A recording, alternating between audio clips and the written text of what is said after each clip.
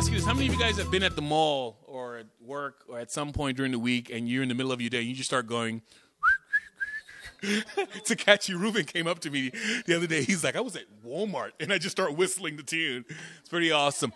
Well, tonight we are in the concluding part of a three-part message series titled Before You Kissed a Bride, A Few Things. And in the first two messages, we've talked about one of the most essential differences between men and women in marriage. We talked about men deeply desiring or desperately needing to be respected, and women deeply desiring to be loved. And then last week, Tim Leonard and Sherry Leonard spoke, and my goodness, here's what's fascinating about their talk last week. They did an amazing job talking. They spoke to guys and girls about what to expect in marriage and what couples should expect. And their video that's on YouTube, you should know this, has had the most hits out of all the videos we've ever put for Remix on YouTube. I mean, that's how huge it was. It really was. And we shared that online, and it was just a very powerful message. So it's on our website, Tom Goglione and his whole team. That's my alarm clock telling me that we're done with the shuffle. So I finished a little early. But anyway, it's great. Tonight, our youth pastor, our brand new youth pastor, Ruben Sharinga, is going to be here. He is all the way from Alaska, by the way. Can we put that picture of Alaska up if you do have it, just so y'all know where he's from? Yep, you see those two mountain peaks at the top right? He's from between those ones right there, right? Is that where? Something like that. He's like, what?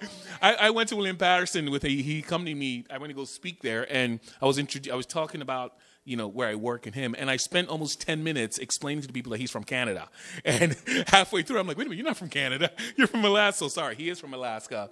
And Ruben recently joined our staff a few months ago. Yep. And man, the teenagers love him as our new youth pastor. And his family will be joining him soon. We'll talk about them soon. But I want to show them to you because they are so pretty and they are awesome. He's going to tell us about them. And we'll actually leave that up till he gets here. But would y'all give Mr. Ruben a nice, warm Remix welcome as he brings tonight's word for us, man. Right on, man. Yeah. I'm gonna use this. Is that okay? You good? You good? I like to use the music stands. No, I can't sit down. I don't do that well. I'm a mover, and so for those of you who don't like movers, I'll just apologize in advance. All right? I am seriously missing my family right now. My wife and I have been married for 13 years.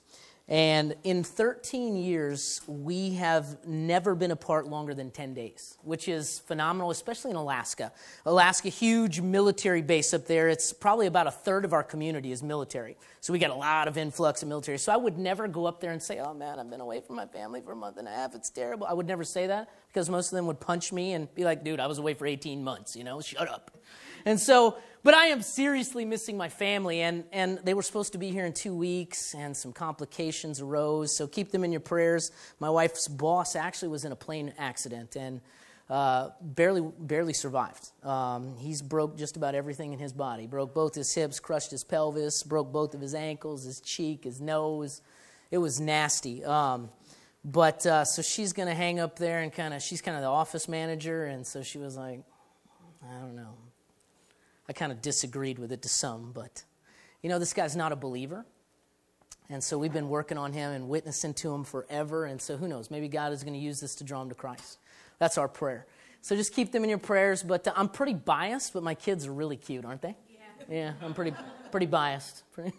But and my wife, she's pretty hot, all right? I'll be honest. She's pretty hot, all right? So, well, hey, I'm Ruben, and I am from Anchorage, Alaska, and you saw the picture up there. And so I'm from the city. I'm not Grizzly Adams, so don't think that I'm some kind of mountain man, anything like that, because I'm not. But Alaska's different. I was just telling some people over here, in Anchorage especially, literally in 10 minutes I can be in the mountains, and in 10 minutes I can be right on the shore of Cook Inlet. And so it's a crazy place to live as far as that kind of stuff is concerned. And so I am definitely an outdoor person, but, I'm not a big hunter. I've hunted a few times. But so, if you're a big hunter and things like that, and you think, oh, he's from Alaska, he's probably killed bears and sheep. And yeah, I haven't. Sorry. I killed a couple of caribou, and that's about it. And some rabbits and pheasants, but that's not the same. I haven't killed a bear. I really wanted to, but they were always afraid of me. And so I don't know what that's about, But So I'm so excited to be here. I mean, Shegs and I have been able to talk for quite a bit, and Shegs and I, even through my interview process, I'll be honest, he's one of the reasons that drew me to this church, because I think our two ministries coincide. I really do. Shegs and I talked about this. We're watching the youth graduate from high school, and 90% of them are walking away from the church, coming back a lot, maybe years later, but I'm sick of that, I'm tired of that, and it's not good for them. And so I see our two, ministries very connected. And I see you guys, and one of the things that we started doing back home was getting the graduates of the youth group and those in college and post-college and things like that to interact and start leading and be disciples, making disciples, because that's what we're called to do, right? And you guys can lead the next generation. And Shegs and I are talking about that a lot. We're working some things out, and I hope to engage with you guys in the future. But he asked me to make a little bit different engagement tonight. And so you guys are in this series. And tonight, I've been asked to speak to the men. Okay? Now, ladies, I don't want you to turn your ears off or your brains or anything like that. Because although I am speaking to the men, okay, here's what I want you to understand. That as I speak to the men, I want you to engage in this way, that those of you who are seeking a mate, which I hope that you're doing, that's a good thing, right? That this is what you're going to look for, okay? This is what you should look for, because there are some serious dangers that I want to warn you about tonight with boys, okay? Boys that can shave. I think that's a better reference, because they're not men, okay? I was one at a time, undoubtedly, okay? And so as I talk about this, I also want to caution you guys in a couple of different things too, okay? First and foremost, here's not what I'm up here saying. I'm not up here saying that I'm the greatest and I did this all correctly. Please do not take that from this kind of talk, because that would be very untrue, all right? I had some very good men in my life, some godly men who slapped me around. And I did not want to make good decisions. In fact, there was a lot inside of me that wanted to go the opposite way. And it took a couple of failures for them to finally slap me enough and go, "What are you doing?" And I did some things right by God's grace. That's it. Okay? Now I've been married for 13 years. And so again, don't take this mean, well, he must have done everything right, because that would be untrue. Okay? However, I regret not doing everything right. I bear scars because I didn't do it right. So I want you to understand that. Yeah, he's married 13 years. Everything must be going great. And I will tell you this, my marriage has never been stronger. It really hasn't. But I still bear scars from mistakes that I made because I failed to heed instruction. And that was foolish on my part. Okay? So don't think that of me. Don't think that of my situation, because what I speak from is not my own opinion. What I speak from is not my own authority, because that would be just foolishness, because I'm nobody. I speak on the authority of the Word, okay? And that is the only authority that I can claim, okay? So understand that. Please don't take anything that I say tonight as being somehow I've done it all right, because I haven't. But God did. Okay, and so I speak on that authority. A couple books I want to recommend before we start tonight. Actually, I got this, don't I? That I took a lot of this information from, including the Bible. Okay, I love that you guys promote reading back there, Shegs. I love it. We sang a song tonight that talked about love the Lord your God with all your heart, with all your soul, and often the one that's neglected the most is the last one, with your mind. Okay, and this will enrich the mind. You should be a reader. If you're not, you need to be a reader, okay? Because by reading, we love the Lord our God with our mind. That's what we do, and we grow, man. And so one of the first books is Recovering Biblical Manhood and Womanhood by John Piper and Wayne Grudem. Wayne Grudem is kind of a theologian. He wrote a great book on systematic theology. Piper, if you don't know who he is, wrote a book called Desiring God, phenomenal work. If you haven't read it, it'll change your life. It'll change your life. It changed mine. Great book. Kind of goes back to the biblical roots of what it means to be a man, what it means to be a woman. Another book that if you're looking to get married, I recommend this book. In fact, I use it in my marriage counseling, called The Sacred Marriage. And I love the subtitle because it's so important. What if God designed marriage to make us holy, not happy? And it's excellent. Gary Thomas does a great job talking about how marriage, we always, I want to be happy, I want to be happy, I want to be happy. Well, maybe that's not the design of marriage. And it's excellent premise, okay? And the last book you guys have on your book table called Real Marriage, The Truth About Love, Sex, Friendship, and Life Together by Mark and Grace Driscoll. Excellent work. I caution you in reading some of the chapters in this book. They're pretty intense if this is not for the faint at heart. But a lot of information that speaks to the men, very good. Very good. In fact, this book would probably be better suited for some married couples, too, that are having some struggles. Excellent book. So a lot of my information comes from some of these books here tonight, all right? So before we begin, I kind of want to go back to the beginning a little bit. This will be our text that I'm going to stem from tonight as far as the word is concerned out of 1 Peter. Peter's writing to a church. He's actually speaking to Jewish folk. Okay? And he's talking about some things that are going on in the church. And he addresses husbands, and you guys know the culture at this time. Ladies were pieces of property in some cases. In fact, that was one of the beauties of what Jesus did, man. When he came, he did not treat women as property. In fact, he was very freeing to them. And so Paul writes to them, he says, likewise, husbands, live with your wives in an understanding way, showing honor to the woman. Notice that, showing honor to the woman as the weaker vessel, since they are heirs with you of grace. Notice again, since they are heirs with you. Are they lower? Are they higher? Or are they heirs with you? Okay? Equal of the grace of life, so that your prayers may not be hindered. Now, I don't want you to get caught up in this term, the weaker vessel. All right? Here's what this means. Okay, it is not talking about anything intellectual. It is going more along the sides of physical. Okay, so here's what this means. For the most part, I won't say, there are exceptions and everything, right? Here's what this means. Ladies, if you get into a fist fight with a guy, probably 99% of the time, you're not going to come out on top on that one, okay? Now again, not always, but for the most part. And this is what Peter is saying. He's saying, listen, physically, God has designed ladies different. That's it. Are they inferior mentally? No, I would argue that my wife is much smarter than I. She is much wiser than I. I go to her on so many different things, okay? So don't get that confused. That's not what Peter is saying here. He's talking totally about physicalities, okay? And so he's talking to these guys about doing what? Honoring, okay? I like to put it this way. Guys are like thermoses and girls are like the fine china, okay?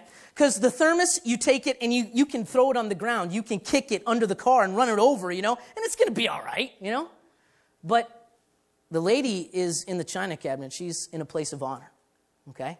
And how many of you guys had china cabinets growing up, or you have them now, right? The fine china. And that's the way Peter describes it here. Secondly, Paul writes to the church at Corinth, and this is the ending. As he's walking away, he's ending his letter, this epistle. He says to the men, be watchful, stand firm in the faith, act like men, be strong, and let all that you do be done in love. And he's talking, again, to the men for a specific purpose. And that's what I want to do tonight. Okay? How does the Bible address men? Let's pray. Heavenly Father, God, I thank you so much for all that you do. God, you are so good to us. So good. And so, Father, I just want to invoke your presence into the room tonight. Invoke your presence on this message, God, because if it is my words, we're in trouble.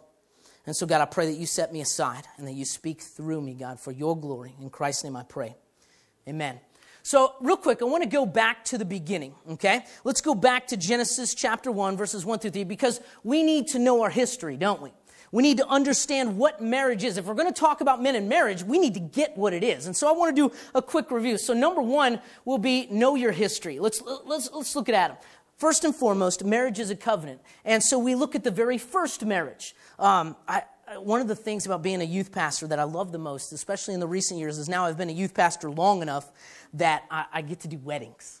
And I get to watch some of my youth grow up, and I've had the opportunity to counsel them and perform the ceremony. And I love it. It is so fulfilling to watch these two who are pursuing in deadly pursuit of God, and grow up and then wed. I love it. It's been awesome.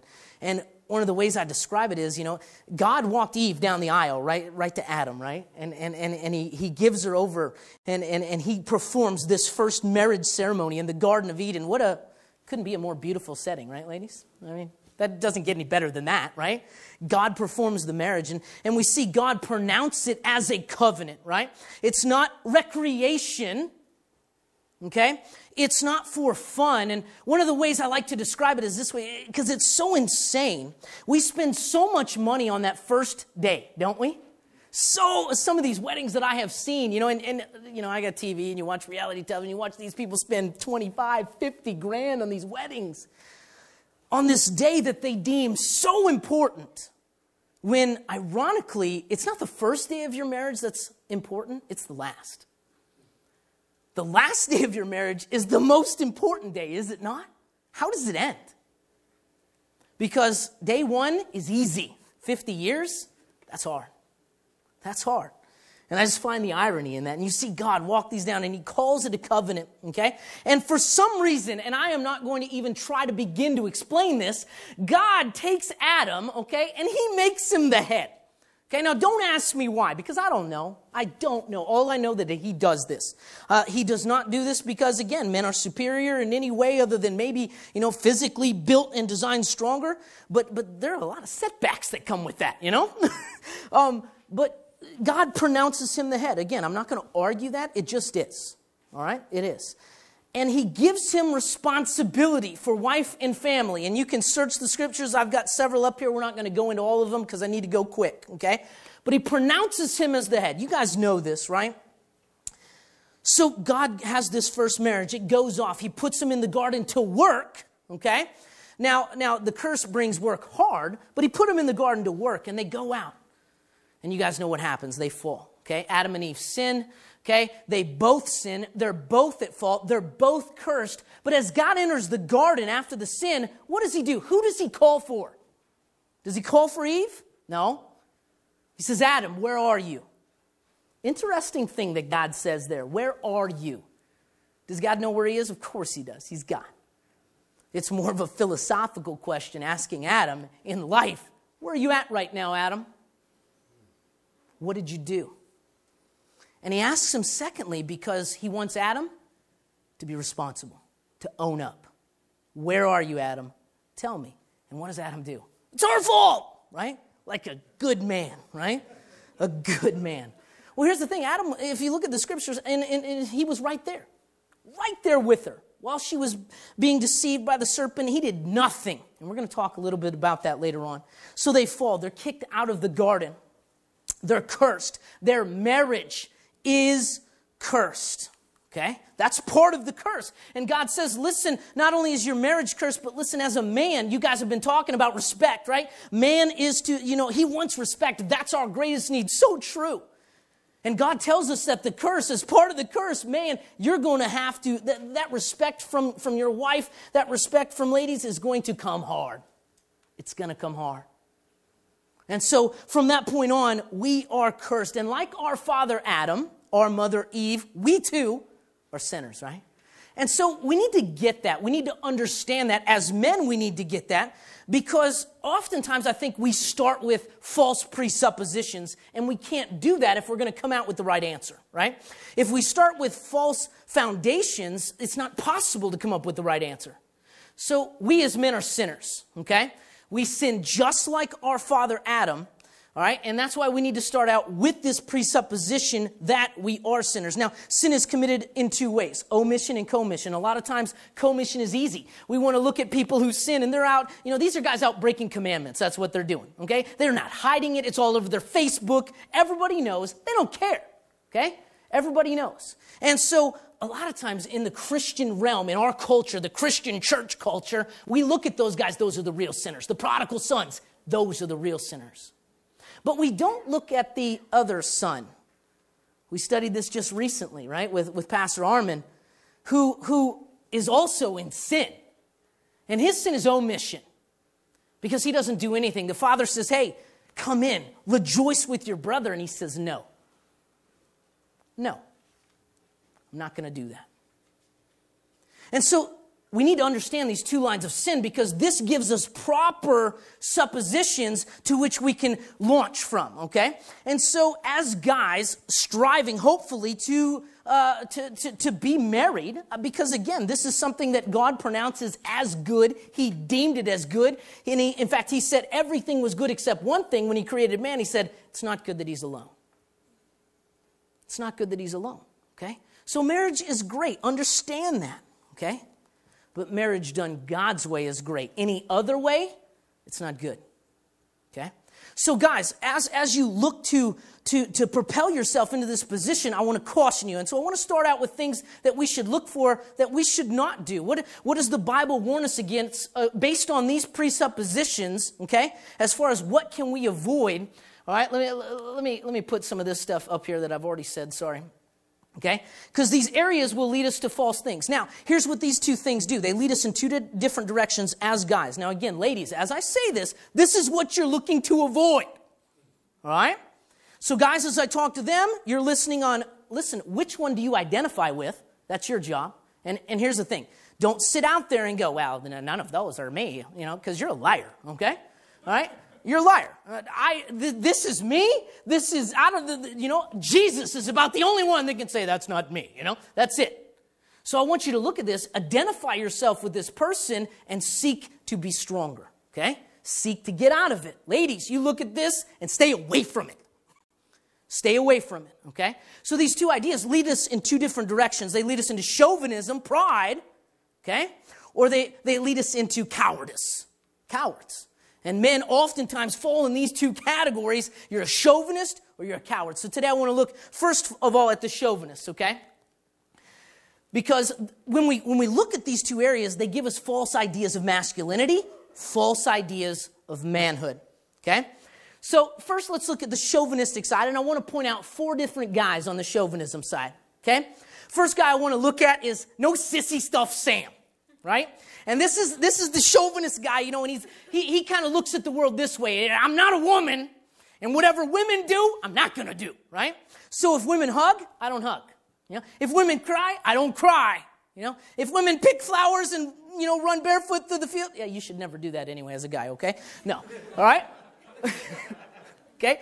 But this guy is very, chip on his shoulder. They seem to think that, this is the guy often, too, that comes into the idea of masculinity as, if I belch the loudest, and rip the stinkiest gas, then I'm a real man. I drink the most beer in my realm of friends. I'm a real man, This is the guy we're talking about, okay? Now, ladies, if that is what your resume looks like for a man, you need to just throw it in the trash right now, okay? I hope that's not what you're looking for. Yeah, that guy can belch loud. He's for me, All right? I hope that's not what you're looking for, okay? This is also the guy that will get together with all his belching friends, right? They'll get like 30 of them and live in one apartment so they can pay like $10 a month rent and buy all Xbox games, And so they spend their time belching and playing Guitar Hero, right?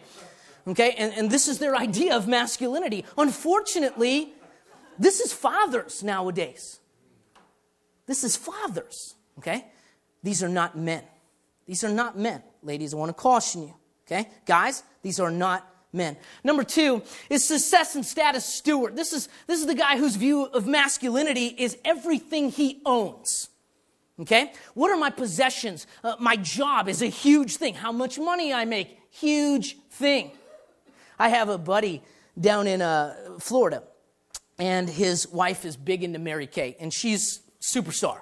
Her mom, even better. She's one of these people that makes, $500,000, $1 million selling Mary Kay. She's one of those ladies. And so her husband owns a business on the side, but not nearly as successful. And so we were at their wedding, and I watched this guy, this punk, walk up to her dad and go, hey, how does it feel to know your wife makes more money than you? Some question like that. And it was brilliant. The guy looks at him and he goes, I don't know. She makes more than you. How does it feel? The guy was like, it was awesome. Okay? But this is that guy. This is the guy, status is everything. What car do I drive? Okay? Here's the problem with this guy, ladies, guys. This is the problem, is he views his wife and children the exact same way. They are trophies to be had, okay? Not relationships to be mended. not relationships to be sought after. Be careful of this guy. Be careful of this guy, okay? Next guy, give him hell Hank, all right? This is a guy that, he is very abusive and angry. He's always got a chip on his shoulder. Lots of drama surrounds this guy too, right? He's always looking for a fight. Because for some reason, he has dubbed this as masculine, You're walking in the store with him or anything like that, and someone kind of accidentally bumps into you. Total accident. He's the guy that's like, hey, come on, starts flipping out, always got a chip on his shoulder. Okay, very abusive, very angry. Again, we're talking about dads here. All right, we're talking about dads here, and we're talking about dads who are oftentimes role modeling for their sons, and they do the same thing. They do the same thing, okay? And here's the thing, ladies, guys, if they're abusing, others, they'll abuse you. And maybe not physically, verbally, every time. Best way to look for this guy, ladies, let me tell you, how does he speak to his mother? How does he speak to his mom? That'll give you a very good indication, okay? Next one, I'm the boss, Bob. This guy's very domineering. He's in control. And the problem is he wants to be in authority, but he's never learned to be under authority. Never. One of the greatest things I can tell you, ladies, I tell this to my teens all the time, okay, as far as relationships is concerned. You want to look for a guy, and you look afar first, and here's one of the things that you look for the most. How does he respond to authority? How does he respond? Because if it is poor, that's a huge problem, because he will never be under God's authority. And if he's not, then that means big trouble for you. I promise. I promise. And this guy is the guy who has left I don't know how many churches because he can't find a pastor dumb enough to take orders from him. And so every time he can't, I'm out of here. This guy's an idiot, right? And he's gone. Watch out for this guy, because he goes into marriage with this exact same idea of bossiness, and you're going to do what I tell you to do, okay? Military guys have a tough time with this one, man. Coming out of military, retiring for 20 years, and they want to run their household like they run a base, and it doesn't work. It works good on the base, but it never works good in the household, ever, okay? Ever. Watch out for this guy, okay? So we got these four guys as far as chauvinism is concerned. And then we got this other omission issue that leads us into cowardice. Yeah, you like that? The lion? I would sing the song for you, but that would not be good for you, okay? All right? Okay, so we got the cowards now, the guys who go on the other side. Again, remember, you're looking to identify yourself, and maybe you're a mixture of a few, okay? I probably tend to lean on this side. Okay, I was more the guy of the sin of omission as far as commission. I kind of sat in the background. I was a good kid. I didn't do anything, but I was a good kid. Right? I did nothing for God, but I didn't do anything wrong either, right? That can't be so bad. Sometimes it's worse because I've deceived myself into thinking I'm so great. How sad is that? How sad is that? So the first guy, as far as the cowardice side, is little boy Larry. Okay, this is the guy who cannot grow up. He's got an epiphany of Peter Pan syndrome, okay? He's still living with his parents in his 30s and 40s. He was the guy that everyone said, this guy has great potential, right? Okay, and here's the thing. When you're in high school, that's okay. Great potential is good. When you get out of high school and into college and they're still saying, he's got great potential, we're starting to get scary. When you get in your 30s and people are saying, he's got great potential, that's not good. And when you're in your 40s, you're a disgrace, okay? Get that. And sometimes we just keep feeding that line to ourselves. Well, I have so much potential. You're 45, man. Okay? And it's too late. You're a waste. Don't be a waste. And that's this guy, little boy Larry. And here's the problem, ladies. Little boy Larry is not looking for a wife. He's looking for another mom. He's looking for you to be mommy. That's what he's looking for. He's not looking for a wife to be responsible for. He's looking for a new mom. And guess what? It gets old real quick. Real quick, okay? Second guy, this is Sturdy Oak Owen. Now, this guy is a tough one to pick out because he's so deceived in his mind thinking that he's a great guy because he provides for his family physically. Okay? But he's the guy that comes home, he works his tail off, hard worker oftentimes, but he gets home and completely emotionally detaches. I'm done. He gets home, he goes to his little man cave, turns on the TV, and disengages. And he's the guy that his kids say, Dad, you were never there for me. And he says, what are you talking about? I was always there. No, you weren't. You were there physically, but you never engaged. And listen, as dads, as men, we're called to engage. We're called to engage. We'll talk about that here in a second. Sturdy Oak Owen. Number 3, hyper-spiritual Henry. This guy drives me nuts, okay? I love God. I love the Word. I teach it all the time. But it only goes so far, and these guys who all they want to talk about is hyper-spiritual things, this is the person, you guys ever heard of a Jesus juke? We used to make fun of people like this in college. They always pull something crazy out. Like they'll come up to you and they'll be like, hey, how you doing? And you say, good. And they're like, well, there is none good but God. And you're like, right, sorry. They'll come up to you, hey, you want some water? Yeah, give me some of that. I'll just take a bottle of water. Well, brother, I can give you some water that you'll never thirst again. Let's open up our Bibles to Luke chapter 6. He's the dad, that's at the restaurant, constantly making everything has got to be spiritual while his son's under the table gouging his eye out with a fork because his dad's embarrassing 24/7, And secondly, 9 times out of 10, this guy is only hyper-spiritual in public. Never when he's at home. And that's unfortunate. That's unfortunate. And the last one, Good Time Gary. This guy's the life of the party. He is fun. He is great. Everybody loves this guy. Everybody wants to be around this guy, but nobody wants to follow this guy because he too is a joke. Not only does he make great jokes, but he is a joke and no one respects him at all. And so while they like to be around him, no one goes anywhere with this guy because they all know he's going nowhere. And ladies like to marry this guy because he makes me laugh. He's so funny. Well, about a year into your marriage, that gets old real quick. The jokes stop being funny. They stop being funny real quick, okay? When that's all he wants to do. Watch out for this guy because he is fun to be around, but he's not a man.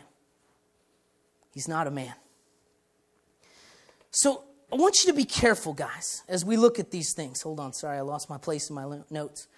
And so as we look at this, these 2 places that sin leads us, commission, homage, the cowards versus the chauvinists. And so the question following all that is, so where do we go? What do we strive to be? What does the Bible say? Okay? And here's the thing. In ideal, the word is very clear about it. Very simple. Very difficult to do indeed, okay? Very difficult to do. So what is a proper definition based on these presuppositions of manhood, okay? Ephesians 5:25 says this, calls men to love their wives as Christ loves the church. So in essence, here's what he says. Here's what Paul says. He says to love your wife well, okay? In this pursuit of marriage, if you're going to love her well, ladies, if he is going to love you well, he needs to have a proper understanding of how Christ loves the church. This verse goes on to say, and gave himself for it. And the Bible's very clear, as we saw in Peter, as we saw in Corinthians, as we see here. Okay? A proper masculine ideal is a man who loves Christ. He understands what the gospel means. He gets that Jesus' role is to sacrifice and give himself for it. And guys, when you get yourself into that place, you're ready. But do you have that proper understanding? Do you understand that the true essence of masculinity is taking responsibility? Because you think about what Christ did. He took the weight of the sin of the world. Did he sin? No. In fact, Romans puts it this way, he who knew no sin became sin. He took responsibility. When God called out, Adam, where are you? That's what he was looking for. Adam, take responsibility for your sin. And he failed. And he failed. So guys, do we understand how to take responsibility? Because here's the thing, ladies, I hope that as you're looking for this mate, as you're going into this idea, this pursuit of marriage, that you're looking for some specific things. I hope, okay? Because this terrifies me. Now that I'm a dad of a little girl, I will be honest, I am terrified because I know guys. I know guys well. I am one. And I see my daughter growing up. She's 9 now. And I see that it's not going to be too long till she's going to be looking and saying, Dad, I want to get married. And I'm going to go, ah! Because I have great fears about where she's going to go, who she's going to marry. So let's take a look at some things that the Bible guides us here. In 1 Peter, we looked at, likewise, husbands, live with your wives in an understanding way, showing honor to the woman as the weaker vessel, since they are heirs with you of the grace of life, so that your prayers may not be hindered. Again, honor is what we're looking at. Honor. And so how do we honor women well? Now, as I go through these, okay, I want you to, yes, look at them as you know, how, guys, how you would honor your wife. Ladies, I want you looking at this, yes, how your guy should honor you. All right? But also look at this at your potential mate. If you're dating right now, does this guy honor you like this now? Because if he doesn't do it now, he's not going to do it later. Okay? And look at these traits in him from afar. How does he treat other people? Again, how does he treat his mom? That's a huge indication. Okay? So a couple things here. Number one, honor, all right, in your pursuit. Are you ready to honor your wife faithfully? Okay? Are you ready to honor this mate faithfully? Okay? Here's the thing. A married man, a masculine man is a one-woman man. That's what he is. Okay? He's a one-woman man. One author puts it this way, that your wife, when you get married or when you choose to get engaged or what have you, she is your standard of beauty. That's it. She's the tippy top. That means every woman in comparison to her is not as beautiful as her. Here's what it also means, that your standard of beauty may change. Okay? So if you marry, you know, skinny and short and tiny, and then she gets pregnant, guess what? Your standard changes. Your standard changes to something like a camel, you know? No, I'm just kidding. I'm just kidding. Is Dupe in here? Is she still in here? No. But listen, you know, my wife is now 36. You know, she doesn't, you know, have the body of a 22-year-old woman like I married her. And guess what? That's okay. You know why? Because she's my standard, and that's what I like. Because taking on the responsibility of marriage, I'm a one-woman man. I'm a one-woman man. Paul lays it out in the epistles to the pastors, and that's our guideline. You're a one-woman man. Can you do that now? Ladies, look at your guy's history. Is he a one-woman man? Is he? Number two, you need to, will you be ready to honor her physically? Can you honor her physically? And here's, you know, a lot of guys, you know, they can't honor her physically at all because they want to abuse her physically. They can't honor her physically in deed by, you know, maybe just keeping your hands off of her. Because again, you want to abuse her physically. Not hurting her, but going places that you shouldn't be going because it's not time. All those are good things. Sex is a great thing. Great thing. It's a gift of God when done properly. When done properly. Will you honor her physically? Will you protect her? Will you be with her? Number three, are you ready to honor her emotionally? We talked about sturdy oak Owen. Well, you know, a lot of guys, for some reason, we get it in our heads. Well, that's just not me. I ain't emotional, you know. And I don't cry. And listen, you don't have to be a blubbering idiot and baby and things like that. That's not what it's asking. That's not what my wife is asking for. She's saying connect with me. You don't have to cry with me. She's not looking for that, but she's looking for time. She's looking for more conversation than yeah, it's cold outside today, wasn't it? Yeah, it sure was. Sorry, Oprah's on, you know. She's looking for a little more than that. A little more. Can you connect with her emotionally? Secondly, you know, as you get involved in marriage, you look for that. I hope you're also looking at family. If he won't connect with you emotionally, he for sure will not connect with your kids emotionally, and that's a problem. That's a problem. We all know that, because probably half of us in here have dads who didn't do it. And we know it's damaging. We know it's damaging. Will he be intimate? Will you honor her emotionally? Will you honor her verbally? This is a big one that a lot of guys get away with. Especially in our culture. We seem to think that it's real simple to just speak our minds, and I'm being honest, and we abuse people verbally, and we think it's okay. Ladies, take a look at how he treats people. Guys, how do you treat people? Are you in a constant state of abuse verbally? Because oftentimes, the biggest lie on the face of the earth is that nursery rhyme, sticks and stones may break my bones, but words will never hurt me, right? That's a lie. It's a blatant lie. Because they hurt. And sometimes I'd rather get punched in the face because that'll heal a lot quicker. A lot quicker. Will you honor her verbally? Does he, ladies? Will you honor her financially? Okay? Guys, it's time to get out of your parents' basement, if that's you, okay? And get a job. Okay? It's time to find your pants if you can't find them and do stuff. Guys, this is an epidemic today. There's a book out there written by a secular psychologist called Boys Adrift. And in the back of the book, there's about 50 letters. This is a secular guy, evolutionist. He doesn't believe in the Bible, nothing like that. But he's talking about this epidemic of men who think they're men, that are boys.